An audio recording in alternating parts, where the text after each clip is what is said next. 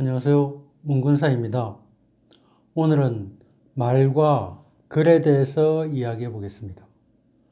말과 글은 자신의 생각을 밖으로 드러내어서 타인과 소통하는 도구입니다. 말은 듣는 상대방이 있기에 하는 것이고, 글은 읽는 사람이 있기에 쓰는 것입니다.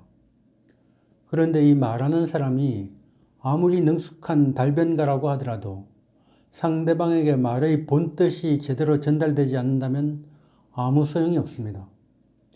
말이 상대방에게 전달되는 수준은 크게 4가지 유형으로 나눠서 볼 수 있습니다. 첫째, 말의 본뜻을 이해하지 못하거나 오해하는 경우입니다.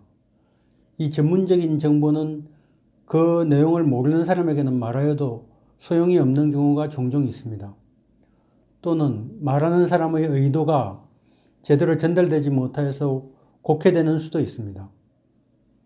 둘째, 말의 뜻만 알아듣고 이해하는 수준에 그치는 경우입니다. 말하는 사람의 말하고자 하는 내용이 잘 전해졌지만 전달되는 것에만 그치고 다른 작용이 일어나지 않는 경우입니다. 셋째는 말의 내용을 이해하고 납득하는 경우입니다. 말의 뜻을 잘 알아듣는 단계를 넘어서 그 말이 옳다고 인정하는 경우를 말하는 것입니다. 정말 그렇다고 동의하는 것이죠. 넷째는 말의 뜻에 공감하여서 자신의 의견을 덧붙이기도 하고 감정적으로 공명하는 경우입니다. 공감하게 되면 행동이 따르게 되고 자진해서 말한 사람의 의도에 따라서 협력하게 됩니다. 위에서 살펴보았듯이 좋은 말이라는 것은 타인의 공감을 이끌어내고 자진하여 행동하게끔 동기를 부여해주는 말이라고 하겠습니다. 어린 왕자의 작가 생텍쥐페리는 배를 만들고 싶을 때 사람들을 숲에 불러 모아서 일감을 나눠주고 배를 만들어라 라고 명령할 필요는 없다. 대신에 넓고 끝없는 바다에 대한 동경심을 키워줘라 라고 말했습니다. 사람들은 동기가 부여되면 자진해서 움직이는 법이라는 것을 명료하게 나타내는 말입니다. 또 칼의 노래의 작가 김훈은 젊은 날에는 말이 많았다. 말과 그 말이 가리키는 대상이 구별되지 않았고 말과 삶을 구분하지 못했다. 말하기의 어려움과 말하기의 위태로움과 말하기의 허망함을 알지 못했다. 말이 되는 말과 말이 되지 않는 말을 구별하기 어려웠다. 언어의 외형적 질서에 하자가 없으면 다 말인 줄 알았다. 라는 진술로 말하기의 어려움을 토로한 적이 있습니다. 그렇다면 말을 잘하거나 글을 잘 쓰려면 어떻게 해야 되는 것일까요? 끊임없이 유창하게 이어지는 말이나 아름다운 문장으로 가득 찬 글이 좋은 글일까요? 서점가에 가면 의사소통 기술에 대하여 도움을 주는 책들을 찾아볼 수 있습니다. 이런 책을 읽고 기술과 방법을 익히면 되는 것일까요? 물론 약간의 도움은 되겠지만 근원적인 해결책은 아닙니다. 이 의사소통 기술이라는 것은 각 개인의 개별적인 경험에 터잡은 것이기 때문입니다.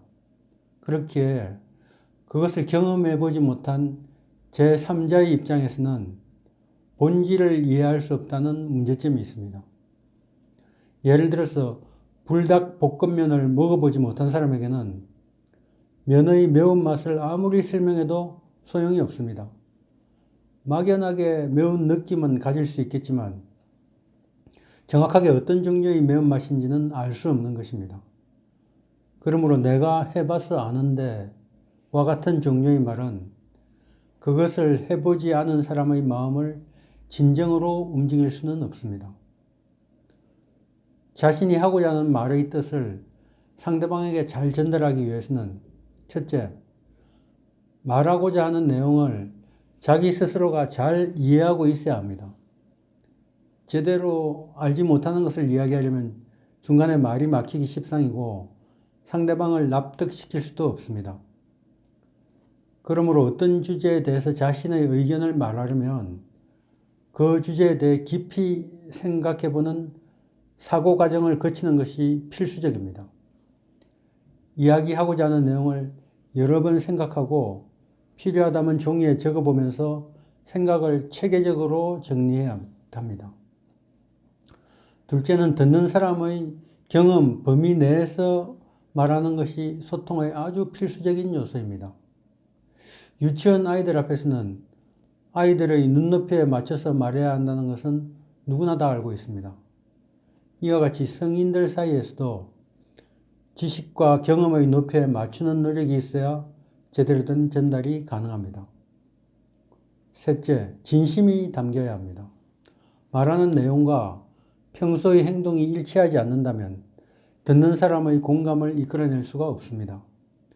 의사소통 능력이 아주 탁월해서 듣는 사람이 감탄할 정도라고 하더라도 말과 행동이 일치하지 않는다면 오히려 크게 비난받을 수 있습니다. 과거 유명 가수가 국방의 의무를 다하겠다고 입버릇처럼 말하다가 막상 행동이 일치하지 않아서 국민들을 크게 실망시키고 아직도 용서받지 못하고 있는 경우가 대표적인 예라고 하겠습니다. 글의 경우는 말처럼 상대방과 마주보면서 소통하는 도구가 아닙니다. 글에는 말의 보조 역할을 하는 중요한 소통 수단의 하나인 신체 언어가 빠져 있습니다. 이런 이유로 글은 종종 오해를 불러일으키기도 합니다.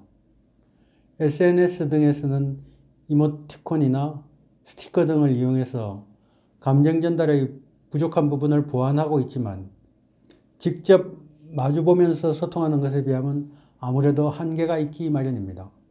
그러므로 글은 말에 비해서 감정 전달에 각별히 더 신경을 써야 합니다. 글은 써둔 후에는 몇 번씩 소리내어서 읽어보면서 오해가 생길 여지가 없는지 살펴보는 것이 좋습니다. 감정 전달이라는 면을 제외하면 말과 글은 본질이 같은 것입니다. 유시민 작가는 유시민의 공감 필법이라는 저서를 통해서 잘 쓴 글이란 어떤 글인가라는 물음에 이렇게 답했습니다. 언어는 말과 글인데 말이 글보다 먼저다. 말은 수십만 년 되었지만 글은 수천 년 되었고 누구나 글을 읽고 쓴 것은 몇백 년밖에 되지 않았다. 말에 가까운 글일수록 잘 쓴 글이 아닐까. 입으로 소리내어 읽기 편하고 귀로 들어서 거슬리지 않고 뜻이 말하는 것처럼 잘 전해지면 잘 쓴 것이다. 오늘은 말과 글에 대해서 이야기해 보았습니다. 감사합니다. 다음 시간에 뵙겠습니다.